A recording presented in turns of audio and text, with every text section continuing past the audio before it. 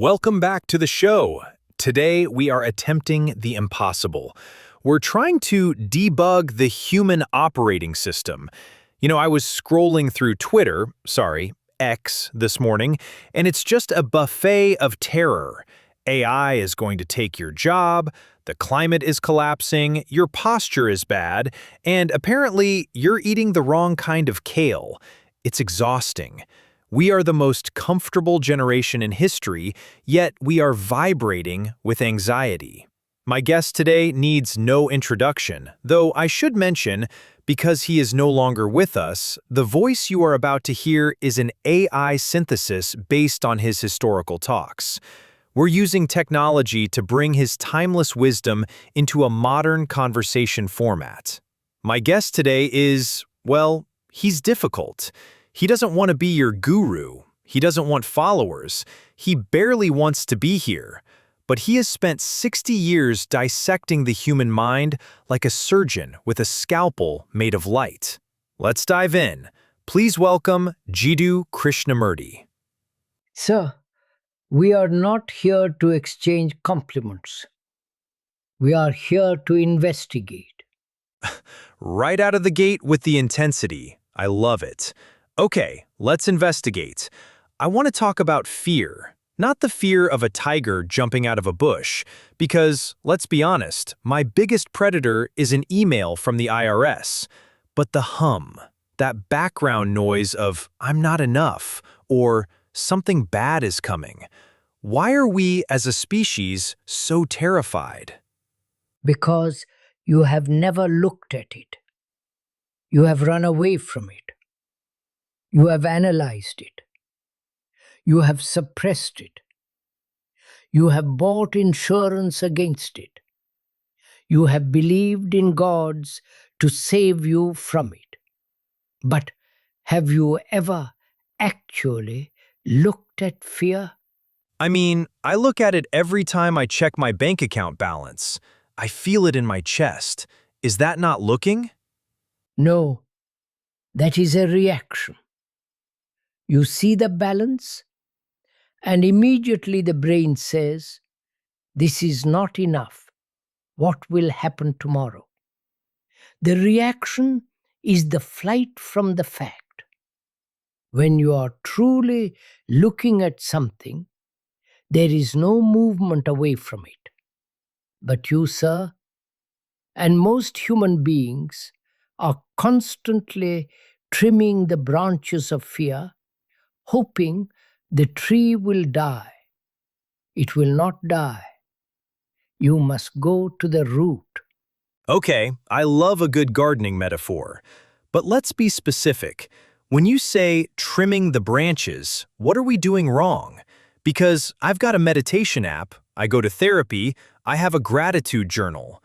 Are you saying those are just branch trimming? Obviously, you are dealing with the expressions of fear, not the cause. You are afraid of your wife leaving you, so you try to be nicer, or you get jealous. That is a branch. You are afraid of losing your job, so you work harder, or you become sycophantic to the boss. That is a branch. You have 1,000 fears: darkness, public opinion, death, loneliness.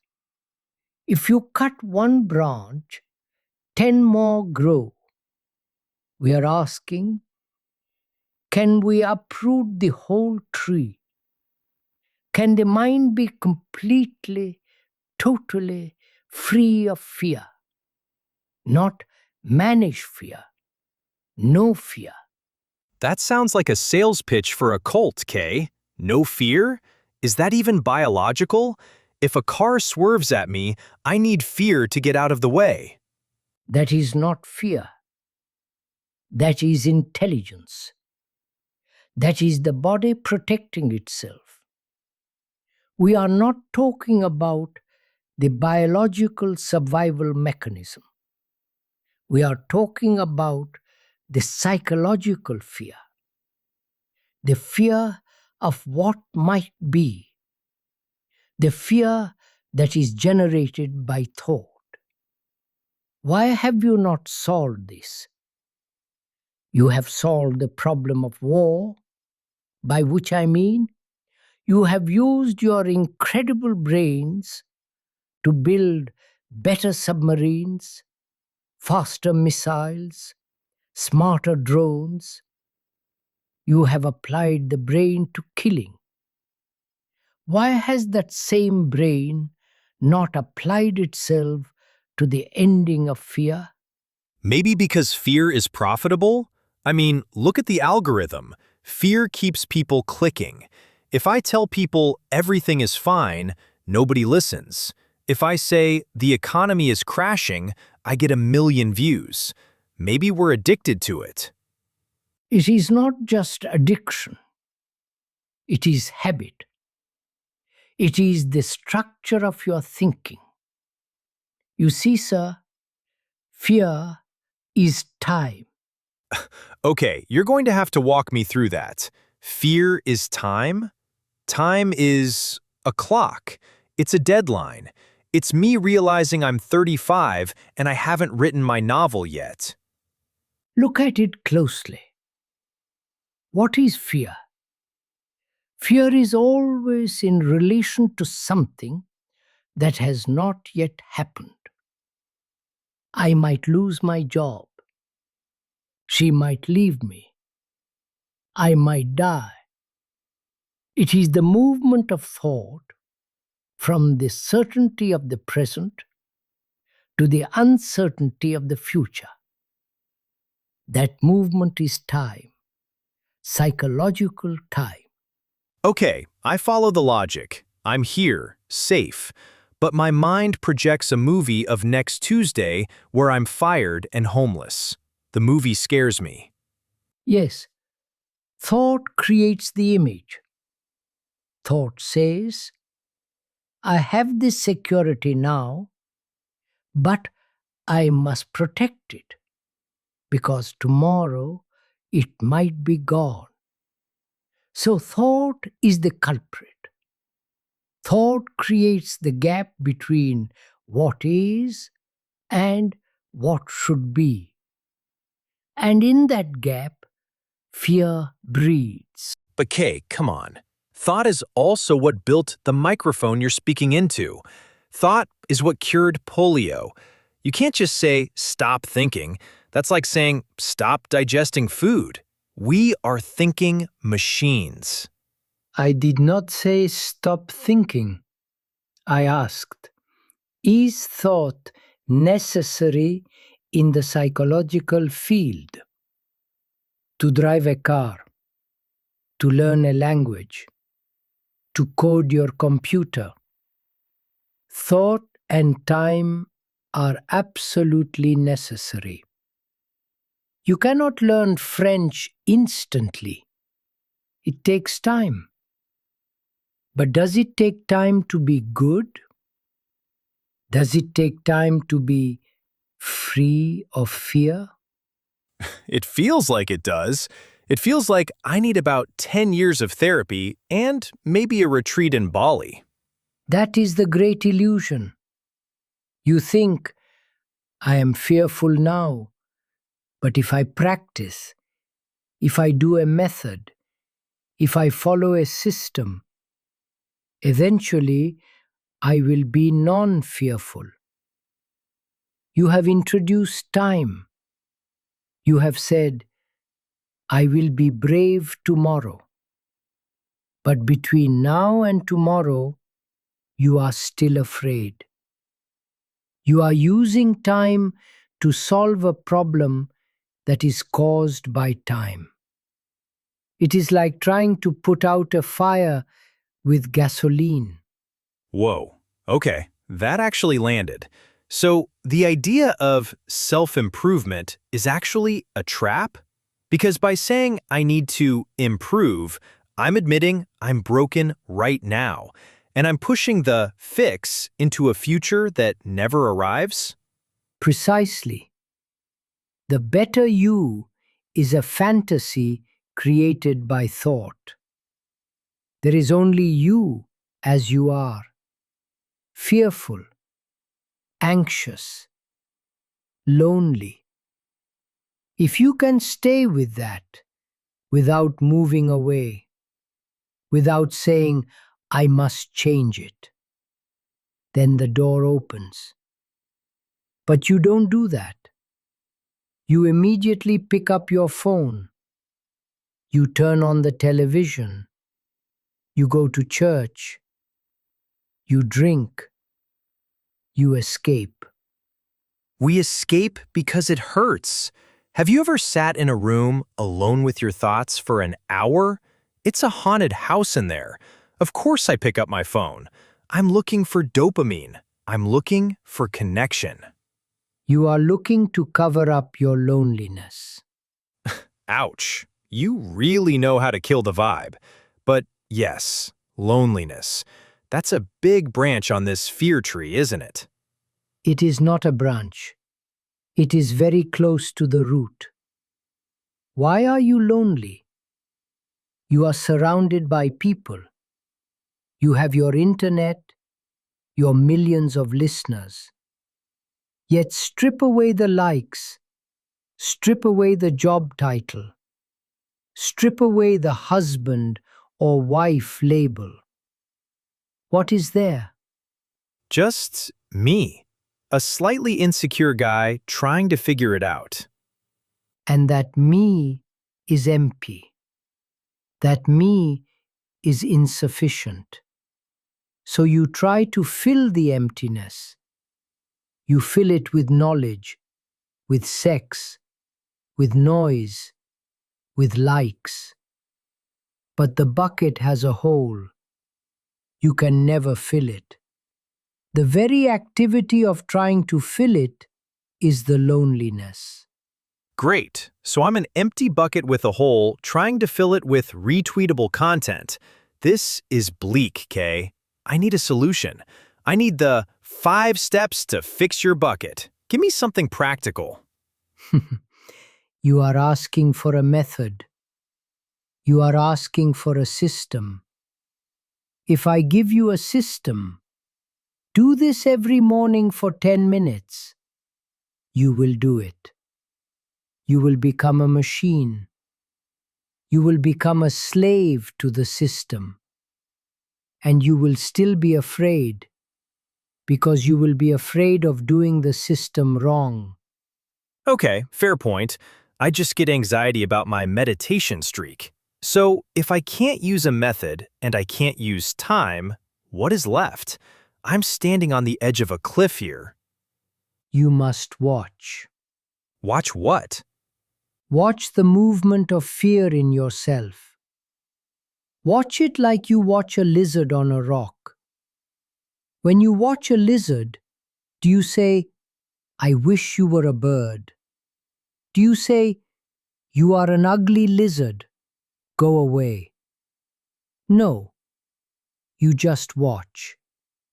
You observe the breathing, the stillness, the movement. Can you watch your own anxiety like that? Without judging it? Without saying, I shouldn't be anxious? That's hard. The moment I feel anxiety, my brain screams, make this stop. It feels like my hand is on a hot stove. I don't watch the burn, I pull my hand away. The pulling away is the fear. The resistance to the fact is the fear. If you stay with the fact, I am anxious, and you give it your complete attention without trying to change it, do you know what happens? I explode? No. When you give complete attention to something, there is no observer separate from the thing observed. There is only the state of attention, and in that fire of attention, the fear dissolves. It is not conquered. It is understood so completely that it ceases to exist. You're talking about a state of mind that sounds almost superhuman. Or maybe it's pre-human. It's like being an animal, but with awareness. But let's bring this back to the modern world. We have artificial intelligence now. We have algorithms designed to hack our dopamine. We have news cycles designed to keep us in fight or flight. Is it actually possible for a normal person, someone with a mortgage and a smartphone, to live this way? Or is this just for people who live in caves? Sir, do you think the problem is the machine? The machine is just the tool. The problem is the brain that uses it, the brain that is conditioned. You are conditioned to be competitive. You are conditioned to compare yourself. He has more followers. He has a better car. Comparison is fear. Oh, absolutely. Comparison is the thief of joy, but it's the engine of capitalism. So you see, you accept it. You say, it is the engine of capitalism, and you shrug. You are part of the problem. You are contributing to the fear. You are teaching your children to compare. You are teaching them that success means being better than the other. So you are planting the seeds of fear in them. And then you ask, how do I stop fear? You cannot stop it while you are watering the root. Okay, I feel personally attacked, but you're right. I tell my nephew, get good grades so you can get into a good college. I'm basically telling him, be afraid of failing. Yes, you are telling him, you are not good enough as you are. You must become something else. That is the beginning of the end. That is the birth of psychological time. I am this. I must become that. The struggle between what is and what should be is the conflict of your life. So, radical acceptance? Is that the key word? No, not acceptance. Acceptance implies that you are resigned. Oh well, I am anxious, I accept it. That is just laziness. That is another form of escape. I am talking about perception, seeing the danger. If you see a cobra in the room, do you accept the cobra? Do you practice not being afraid of the cobra? No, I get the hell out of there, or I freeze. I am acutely aware of the cobra. Exactly. You have complete attention. Your body, your nerves, your eyes, everything is focused on that danger. In that moment of total danger, is there thought? Do you think, I wonder if I should wear my blue shirt tomorrow? No, thought stops. It's just pure intensity. Thought stops. Time stops. There is only immediate action. Now, can you see psychological fear as a cobra? Can you see that comparing yourself to others is as dangerous as a viper? If you truly saw it as a danger, you would drop it instantly. You wouldn't ask how. You wouldn't need a book on 10 ways to stop comparing. You would just drop it because it is burning you. We don't see it as a cobra, though. We see it as motivation. We think the fear is necessary to get us off the couch. If I'm not afraid of being broke, I won't work. That is the great lie of your society. You think you need fear to function. So you worship fear. You call it ambition. You call it drive. You call it responsibility. But look at the result. A world full of neurotic, medicated, unhappy people who are destroying the planet in their attempt to be secure. Is that intelligence? Put that on a billboard. We worship fear and call it ambition. That hits hard. But Kay, let's be real. If I drop all my ambition, if I drop all my fear of the future, do I just become a vegetable? Do I just sit on the couch and stare at the wall? Have you ever tried to live without ambition? It does not mean you sleep all day. It means you do what you do out of love, out of clarity, not out of the fear of not being somebody. The artist who paints because he loves the color, he has no fear.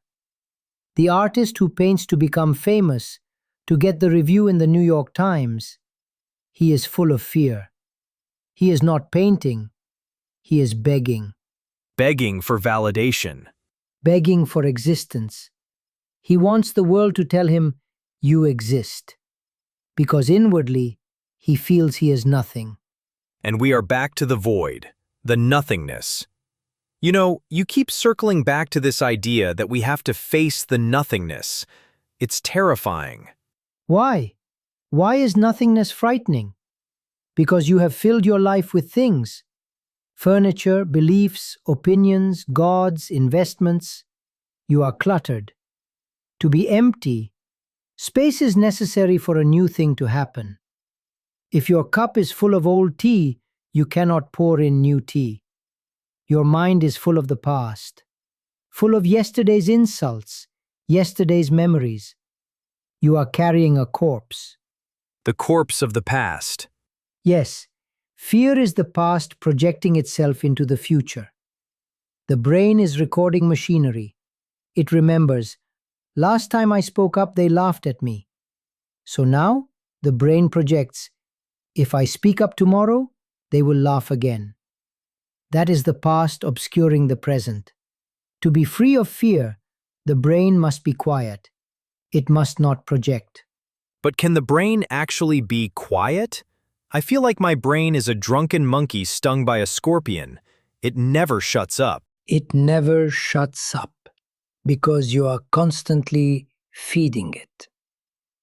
You are feeding it with problems. How do I solve this? What does she think of me? What is the meaning of life? You are churning. If you stop asking the wrong questions, if you just watch the noise without adding to it, the noise begins to settle. Like a pool of muddy water. If you stir it, it stays muddy. If you leave it alone, the mud settles and the water becomes clear. Leaving it alone. That's the hardest part. We are obsessed with fixing. The fixer is the problem. The entity that says, I must stop this noise, is the noise. Okay, my brain is doing a somersault. The fixer is the noise.